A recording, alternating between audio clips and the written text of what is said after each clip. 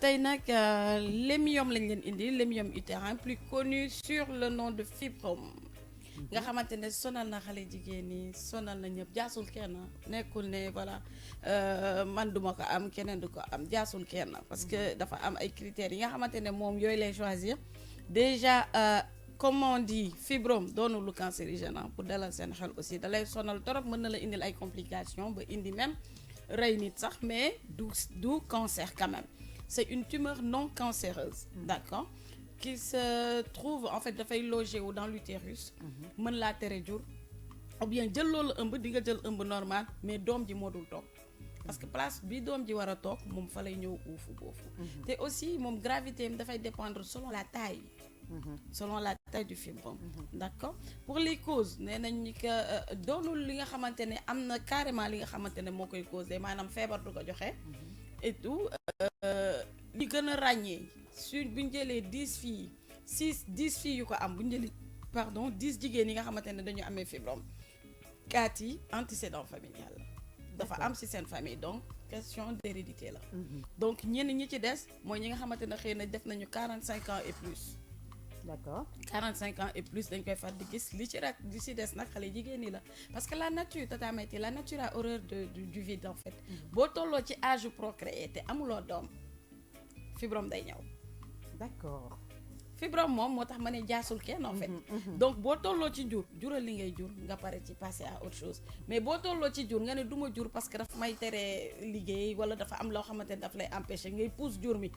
di naan ay pilule la yu kenn xamul fibrome dafay gaaw a installé wu rek parce que danaa comme doom mënu fa xëj kañ man grave bàyyi ma dem toog rek waaw mën naa squatter en attendant que boromam di agsi d'accord il y a aussi la puberté la puberté précoce waaw ci xale yi nga xamante ne déjà 9 ans ñu gis seeni règles 9 ans 10 ans ñu commencé am ween mel ni ñu am 17 ans ñooñu seen yaram dafay gaaw a nekk en âge de procréer xam li ma la wax yaram bi mooy jiitu âge bi quoi ndax précocité bi donc du coup ñoom amaguñu jëkkër tollooguñu ci sëy parce que elle est très jeune mais déjà organisme ko am 40 ans la am parce que dafa précoce donc kooku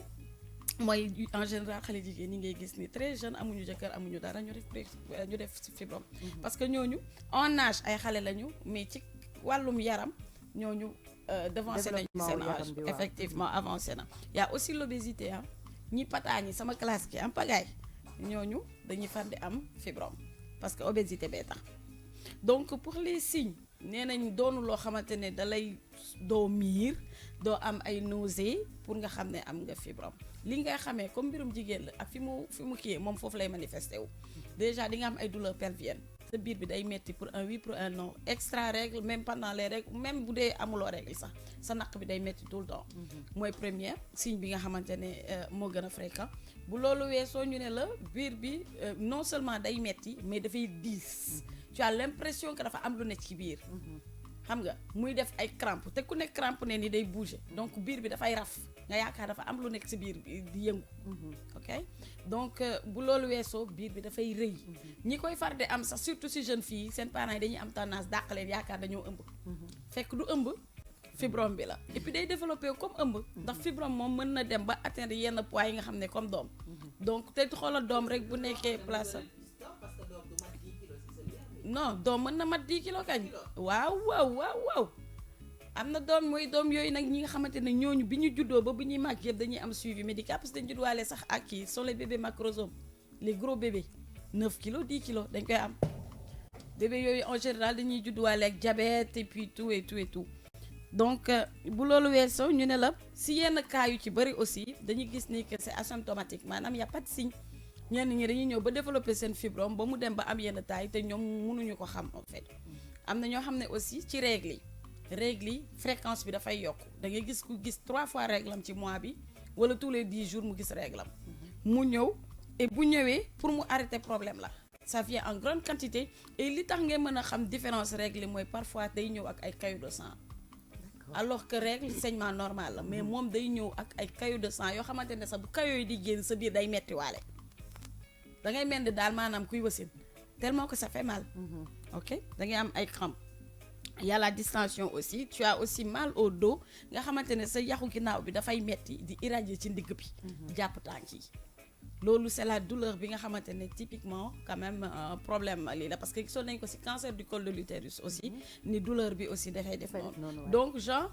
ku am douleur boobu rek demal xool li gynéco parce que toute maladie bi nga xamante ne c'est lié à l'utérus bu fekk ñoo xaw a ñuru symptômes en général ok il y a aussi l'augmentation du volume, j'insiste bien, du volume de l'abdomen maanaam ku jigéen kii dafay mel ni ku ëmb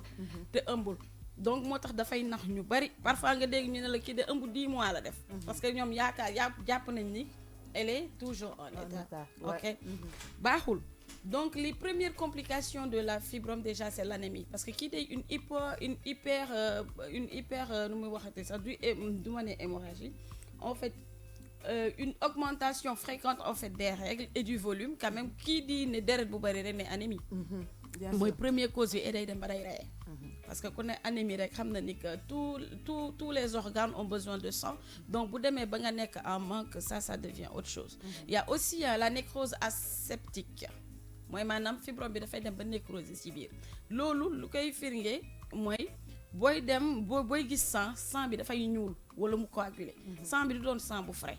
day dem ba day noiraat là maintenant on parle de nécrose et c'est une urgence chirurgicale parce que kii di nécrose mooy loo xam ne dafa nekk di nëb ci biir dafa nekk di yàqu ci biir donc bu ñu gaawul génnee ko day jur leneen ok y a la torsion aussi du fibrome bi dafay naju ci biir dafay nekk fenn genre fi mu nekk xat na fa mënatu fa lii wala mu lemu baaxul ça fait très mal boobu moom c'est une complication aussi il y a la compression li gën a grave aussi mooy ni fibrome bi malgré taille bi mu yor malgré fi mu nekk moom dafay dem ba dafay compresser les organes avoisinants mooy tous les organes yi nga xamante ne ñoo ko jege muy la vessie day compresser vessie bi doo dem saw normalement ou bien da ngay saf saw boo demee tuuti mooy génn parce que lan amul yoon bu saw bi jaar loolu dafay indi leneen indi sax une infection urinaire. mooy jël na volume daal. jël na day dem ba rëy day rëy carrément donc mën na dem ba moom mu compresser veine yi. veine yi sang bi du circuler bu baax mu bu ko defee rek mu def ay œdème. nit ki commencé am ay œdème nit ki commencé am ay varices bu amee œdème rek ñu ne dafa xorom parce que ñu ngi jàpp ne grossesse la alors que fibrome bi moo compressé veine yi. ok il y a aussi l'hémorroïde. Ça, c'est une complication des fibres. Bien sûr. Voilà. Il y a aussi la compression du rectum et des parties sigmoïdes. Moi, il y a des constipations, des complications chroniques. Allant même jusqu'à être non aiguë, allant même jusqu'à être chronique du moins. Il y a aussi l'avortement. Maanaam da ngay jël ëmb normal mais du toog. Waaw. Donc mën nga tous les mois di avorter. Moom loolu déranger wu ko nullement. ok day rejeté daal maanaam moom donc du rejeté moom mooy rëy day fay jël place bi yëpp donc ni bu œuf bi wàccee xam nga dafa am yoon boo xamante ne bu amee ovulation après mu am fécondation parfois fécondation bi du nekk au niveau de l'utérus mais c'est au niveau des trompes de Fallope. Bien sûr. fa la spermatozoïde bi di rencontrer ovule bi donc du coup bu toogee quelque temps ba œuf bi jàpp dafay wàcc mooy li ñuy wax la nidation dafay wàcc au niveau de l'endomètre ci biir utérus bi mu foofu tamit dafay nidation mooy déjà un nid dans la nidation il y a le mot nid maanaam dafay defar kii am nii am waaw mu collé foofu ok donc kii bi nag nu mu tudd fibrome bi dafay empêcher nidation bi du collé donc œuf bi day tuuru. Bien sûr. Tu comprends œuf bi day tuuru donc tout le temps aussi di nga gis femme bi tout le temps du jàpp saa bu de ëmbee du jàppandaal bu ëmbee du jàppandaal ñuy traité à n'en pas finir mais nag doon na loo xamante ne jafewul diagnostiqué au toucher vaginal rek mën nañu wax gis kii bi mën na au toucher vaginal bu la sage-femme bi touché rek mën na la ne lii fibrome la parce que endomètre bi day endurcir day changer morphologie bi donc bu ñu laalee col utérin bi rek dañuy xam ne ni que voilà y a un fibrome ou un myome à l'intérieur donc maintenant bu ñu defee radio une échographie du moins ou une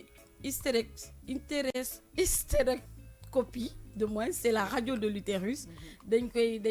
koy gis aussi dañ koy déceler IRM scanner yooyu yëpp daf koy déceler donc tous les kii imagerie yi nga xamante ne dañ leen di utiliser moom da koy gis et même bi gën a yomb mooy palpation bi bu ñu ko laalee rek dañ koy daj et tamit il est important de savoir que du benn fibrome rek la nit mën a am mën nañ la opérer fekk 10 fibromes ci yow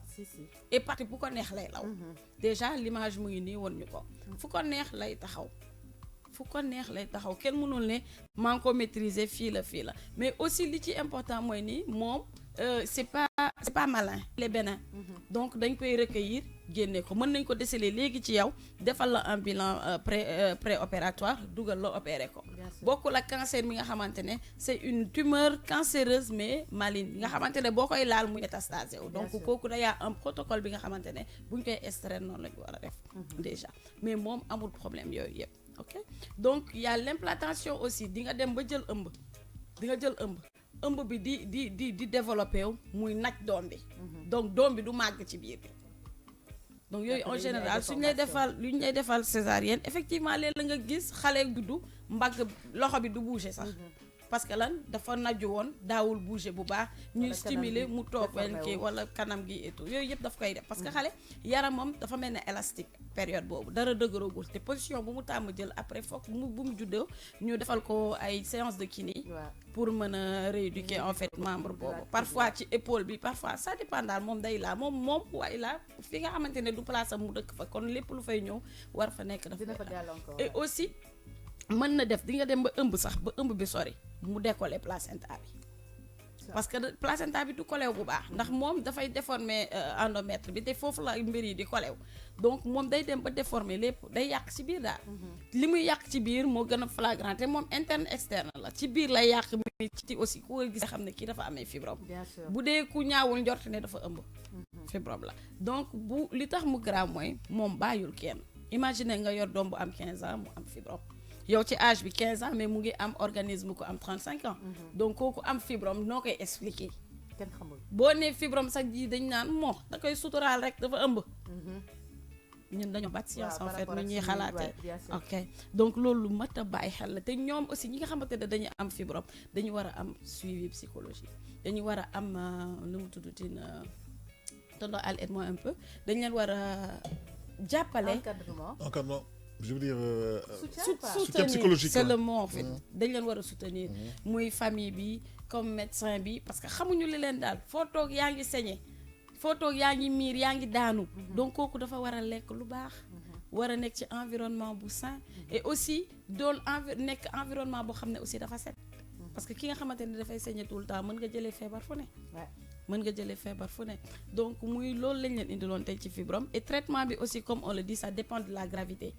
am na fu muy toll ay garab ngay naan mu seey bu dee ñu ngi koy door a déceler et puis mu doon franchement loo xam ne lu tuuti la parfois dinañ la opérer sax gis un myome à l'intérieur duñ ko laal parce que atteindre maturité bi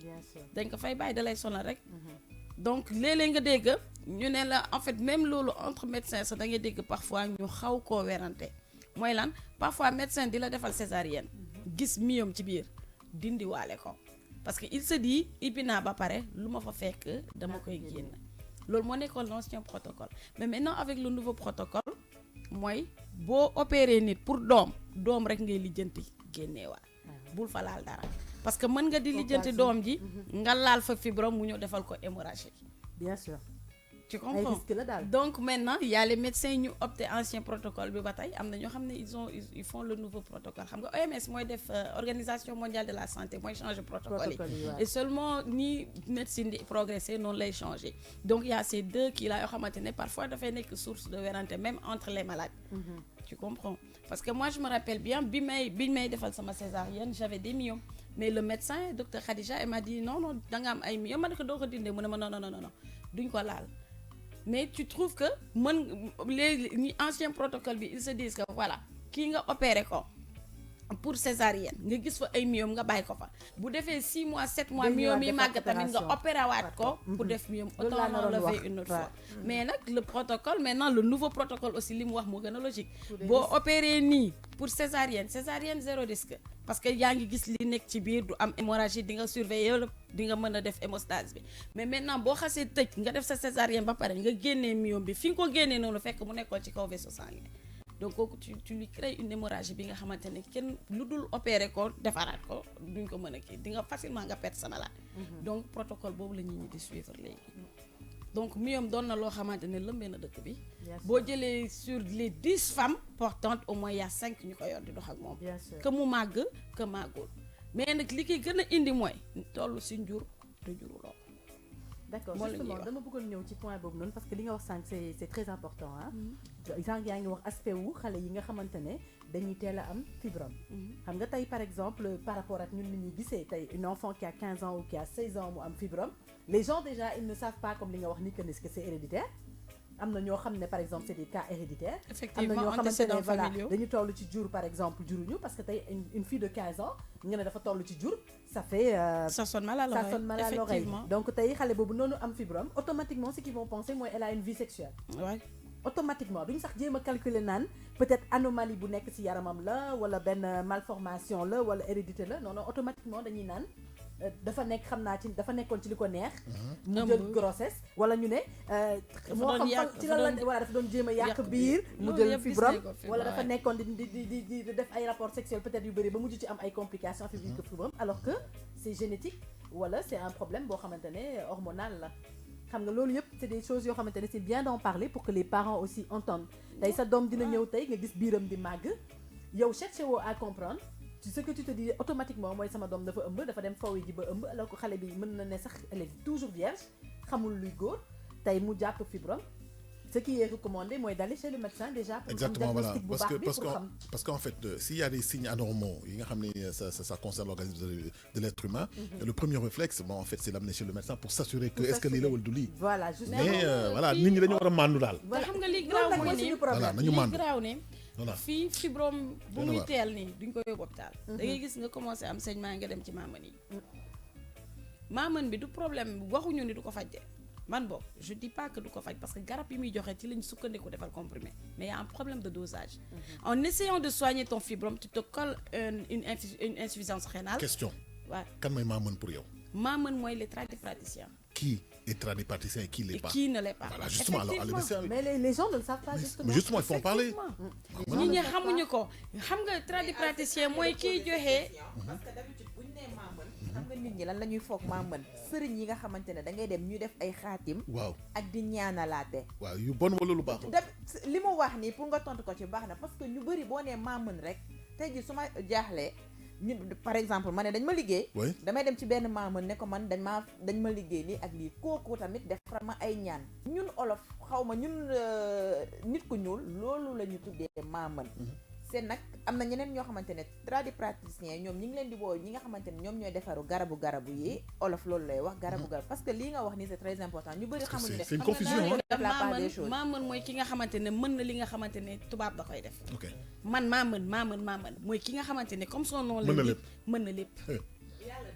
voilà C'est moo tax ñu tuddee leen maa mën parce que li nga xamante ne ku jàngul mënu ko gis Médecine. ku deful médecine mënu ko xam yow nga ne mën nga ko kon yow mën nga lépp Doy nga waar. Fatou am nañ fi benn maa mën Seydina Omar paraît-il que maa mën la Eh, waaye di ngay fo yow.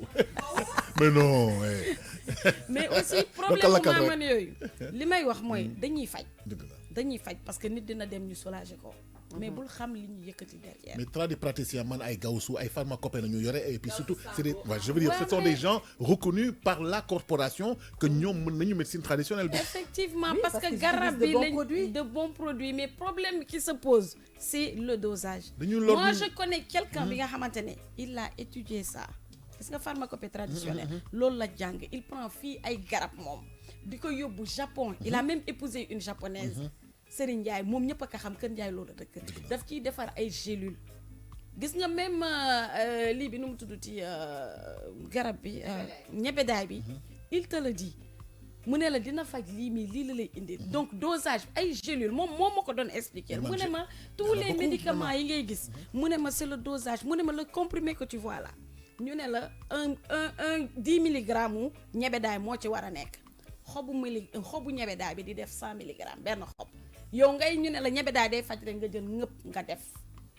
xam nga surdosage mu ngi foofu Bien sûr. wala ñu ne la 10 jëlal milligrammes, kaas 100 matin jëlal kaas soir gis nga eucalyptus bi am na benn jour ñu ngi gaare fee ma leen koy wax eucalyptus bi Waaw. femme bi doon witti mooy xottu butéel mu ngi naan femme bi mu ngi koy witti baax na trop ça soigne 70 maladies eucalyptus mais mu ne ma moo gën a dangereux loo gis parce que c'est très toxique Bah oui. mu ne ma et puis fi muy mu ne ma li koy njëkk a déterminer mu ne ma fu muy nekk zone bi muy nekk moom dafa gaaw a changer moom kii am Nature am. nature am mu ne ma gis nga fu boo ko jëlee fu pollué yow consommer au eucalyptus bi yow parce que day capter le gasoil ce qu'il rejette lui il le capte moo tax bii di faj mooy bi nga dem ba ci digg àll nga jël ko mu ne ma traitement am ni muy bari yëpp warul tawees ñetti xob ci bouteille yu 1 litre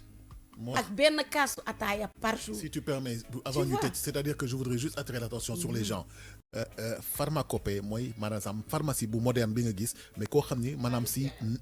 produit naturel yi la basé wu. Effectivement exactement gélule bi ñu lay jaay si boîte bi nga xam ne moo nekk pharmacie ñoom noonu nañ la koy jaayee si seen i pharmacie ñoom nu ñu koy tuddee pharmacopée. mais am na ñoo xam ne dañuy yori bouteille dugal la si biir benn rek jox la nga naan mais ñooñu bu leen dem si ñoom wóorul. en tout cas aussi dafa baax parce que man récemment bi ma fi xawee grippe xaw ma soj man ak tonton Daouda déjà man defar naa fi sama eucalyptus yoo xam ne bouteille bi dama ko def ba mu verte ba far ba saf si te da yaa ko doon gis bu ma ñëwee indi tonton Daouda te bu naanee tonton Daouda moom day naan ci saa si day ñàkk tooy xew moom amoon na chance si 2 jours la ci def moom yàlla suturaal ko affaire am bi daal di tane mais man affaire bi dafa mel daf ma jigadi te yaa ko defar. maa ko defar xam nga uude du dama ko jëndee hôpital ñu bind ma benn sirop boo xamante ne li ma ko jëndee matul 2000 francs jour bi ma ko naanee dama ko waroon naan 3 fois par jour bi ma naanee le matin midi avant ngoon sëqët bi si laa tàggoo ak sëqët bi ba fi may waxee ak yow nii te voilà te pourtant li ma ko doon def yëpp sama 1 litre bi laa daan jël def ci 3 feuilles def ko ci yow loolu mayu ma la si 3 feuilles laa doon def daal di koy séparer en 2 parties naan ko moom jig na ko mais man jigu ma moo tax faisons attention rek il faut faire attention rek je pense que loolu mooy base bi sax parce que tey bon après tamit derrière on croit en ces choses là et on les voit parce que am na ñoo xam ne comme li mu wax rek tey mu ngi nii defar na ko tonton Daouda jig na ko moom peut-être jigu ko c'est ce qui pousse parfois les gens à aller vers ce genre de pratique là parce que dañuy gis koo xam ne jig na ko mais li ñuy wax chaque jour je pense que chaque jour ñu attirer attention ci nit ñi par rapport à loolu mooy maanaam automédication bi ñuy def nga xamante ne parce que man jig na ma rek forcément jig na keneen ki et après danger bi mu ngi noonu mooy doo xam ban complication mooy am derrière mais man Fatou sa balaa ñuy tëj du ñu tëj nag non dafa am benn aspect bi ma bëggoon juste rek laaj ko mooy dañuy xam nga sànq yaa ngi wax ba naan fibrome yu bëri des fois par exemple médecin dina déceler fibrome jàpp ne peut-être benn ñaari fibrome moo fa nekk jour opération mu gis fa lu ëpp fibrome yooyu noonu. waaw parce que dafay am yoo xam ne dafay làqu. waaw parce que man je me rappelle docteur Abdoulaye Diop benn jour il m'a montré une vidéo comme on faisait ensemble une émission mu jógee opération waroon ñëw xaw a tardé ñëw di ma expliquer lan mooy raison wu retard am daal wan ma vidéo bi ne ma ñoom seen bopp ils ont dû filmer ça tellement qu'ils étaient dépassés. ils ont trouvé 21 fibromes ci femme bi. nee na kooku ndeysaan dañ ko doon jéem a kii rek parfois nga tombé docteur bu tayal nag maa ngi leen di jow du jéem a génnee 20 yooyu de utérus bi lay génnee tegee ko de parce que daf koy jël temps et ça cause en quoi c'est des complications bii mën na kii mais si tu tombes mais c'est toujours une décision médicale pour sauver la vie effectivement mu jël mu génnee ko c'est pour dire tamit si métier bi daf ci am ñoo xamante ne maa ngi ñoom a yem fii du ñu dem à bout am na ñoo xamante ne ils sont perfectionnistes c'est ça ils essayent tout le temps même bu leen leeree nii ce sera compliqué dañ ciy dem mën naa poser benn question au moment de pratiquer comme ni nga ko waxee nga gis benn affaire boo xam ni c'est hors norme c'est quelque chose bi nga xam ni c'est extraordinaire benn cas de figure boo xam ne vraiment c'est pas dans les schémas dans le protocole mais t'es obligé de ne pas prendre le risque de prendre le touriste et de le mettre à côté je veux dire je veux dire comment ça se passe donc quand tu ouvres yaa ngi ibbi mais xamoo li nga fay fekk yow la kayit gi woon yow loolu nga jàpp mais boo ibbee moo tax ñoom duñu focaliser wu ci li kayit bi wax parce que tout le temps mooy li muy wax rek bu ñu gisoon ne 20 fibres moo fa nekkan wala 30 duñu ne borom dañ koy dindi dañ naan rek dañ lay defaral hystérectomie duñ ko préciser parce que ce serait trop compliqué mais dañuy ibbi gis ne bii moo mag xaaral ñu génnee ko parce que bii muy impacté ñu gis si nag yeneen yoo xamante ne dafa làqu wala mu lem ovaire bi dañ ciy gis yeneen complication la santé est très très complexe moo tax chirurgie du ñëpp a ko mën a def du ñëpp a ko mën a def donc loolu la ñu indi woon tey jii ay gynécologues yoo xamante ne ils sont et aussi traitement bi parfois mooy li may wax ils ont recours à l'hystérectomie parce que bu fekkee ne dañ fa war a bàyyi la myo mu lay sonal di la hémorragie loo ngay daanu ki xam ak te dee jaru ko dañ koy dindi tegal la ko fee nga adopté ji wala waa ilaa mais au moins dañuy sauver sa bakkan absolument d'accord tout le monde c'est am solo voilà y a le traitement médical y a le traitement chirurgical bi nga xamante ne dañuy génnee fibrome bi mais bu demee ba metti dañ lay defaral hystérectomie surtout bu fekkee y a une hémorragie ñuy jéem a def hémostase bi arrêté wul dañ koy dindi tegee ko nañu comprendre ne décision boobu noonu ce n'est pas une décision faite par un médecin qui n'est pas conscient c'est parce que au contraire il est conscient te Il xam est na ne loolu moo conscient. gën ci yow moo gën ci yow. mu def et ko il faut C'est pas ça. te fatiguer Fatiguer et derrière, puis ouais. financièrement aussi mu bàyyi ko fa daf lay sonal c'est donc vrai daf koy parce que dindi, docteur bi mu ngi doon teg ko expliquer fële. loolu mu ngi may naan bi ñu tijjee gis 21 yi ñoom seen bopp le stress est monté Ah non. jusqu'au milieu de leur tête Dañ koy parce que photo. ñu ngi naan lii c'est-à-dire que avec un moindre faux pas ils et ils puis pouvaient faire des dañ koy complications photo gis nga yooyu kaa dañ koy photo dañ koy filmer waaw daf ko wane dafa ko ci filmer on fii effectivement wan ko seen étudiants yi parce que parfois li ngay jàng ak la ngay gis ci yaramu nit bokkul xam nga il n'est jamais écrit que fibrome dina am karaw wala fibrome dina yor aspect nit c'est vrai mais C'est vrai, ibbi il m'a nañu expliqué tonton ça. Al j'ai vu un fibrome de 7 kilos bi nga xamante ne dafa mel ni comme bopp bi ñu koy génnee sage-femme dafa taxaw dafa ñu yaakaar amoon doom ay la poils nii mais fibrome bi ci boppam moo recouvrir de poils karaw comme bopp ba am bëñ ñu jël ko def ko ci seau bu ñu jëlee ciseaux yi jam ko mu agir macha comme allah lii macha allah donc merci. yaram nit ci boppam en fait yàlla lépp mbiram yëpp kéemtaan lañu mais alhamdulilah yàlla nañu Jommi nañu de. yàlla nañu yàlla aar Amiin. bañ ñoo jànkonteeloo genre Amiin, kii yooyu Genre bañ ciy am problème voilà yooyu genre noonu, problème ouais, yooyu bañ ouais. ciy am problème Merci beaucoup, donc merci beaucoup. chers auditeurs loolu lañ leen indiloon tey ci fibrome foog naa ni yaakaar naa ni leer na ci ñoom Ah, ma di leen jox dig daje incha allah mercredi voilà merci Voilà. beaucoup Donc, Tata tonton Fatou Al, Camara. je pense que